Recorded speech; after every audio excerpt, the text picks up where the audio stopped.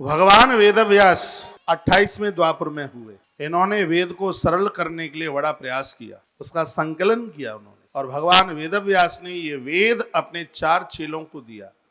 उन 4 शिष्यों ने वेद का बड़ा प्रचार किया था, बहुत भारी। वो शिष्य कौन है? भगवान व्यास के 4, जिनको 4 एक एक वेद चारों को दिया गया था। वर्णन है कि जो एक पैल नाम के महात्मा थे उनको ऋग्वेद दिया गया, जो वैशंपायन नाम के महात्मा थे उनको यजुर्वेद दिया, जिन्होंने महाभारत सुनाई थी जन्मेजय को, वैशंपायन, उनको यजुर्वेद दिया गया था।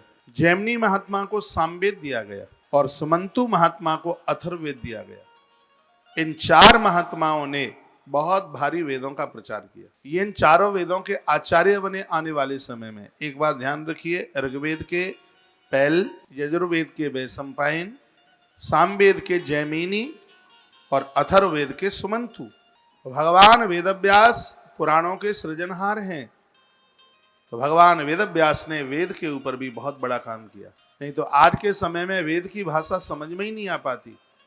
वेद को उन्होंने इतना सरल करके बताया और अपने 4 चेलों को तैयार किया।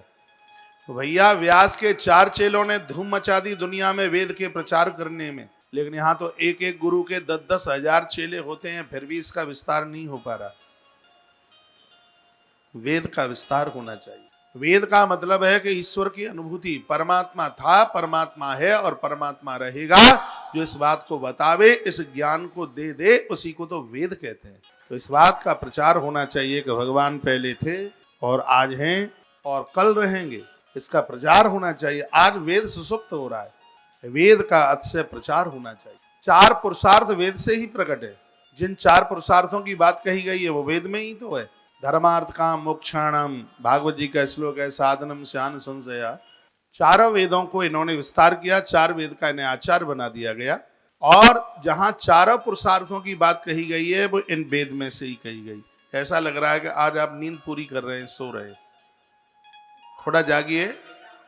सब्जेक्ट कठिन हो सकता है, लेकिन कोशिश की जाएगी तो समझ में वह जरूर आएगा। ऋग्वेद धर्म, यजुर्वेद मोक्ष, सामवेद काम, अथर्ववेद। मैं इस प्रकार से कह दूं कि ऋग्वेद से धर्मशास्त्र प्रकट हुआ, ऋग्वेद के द्वारा धर्मशास्त्र। अथर्ववेद के द्वारा अर्थशास्त्र प्रकट हुआ। धर्मशास्त्र, अर्थशास्त्र, काम शास्त्र, मोक्ष शास्त्र की रचना इन वेदों से ही हुई। वेद से ही हमें 6 दर्शन मिले। जिन 6 दर्शनों की चर्चा मैंने कई बार की है, ये वेदों से निकल के आया 6 दर्शन।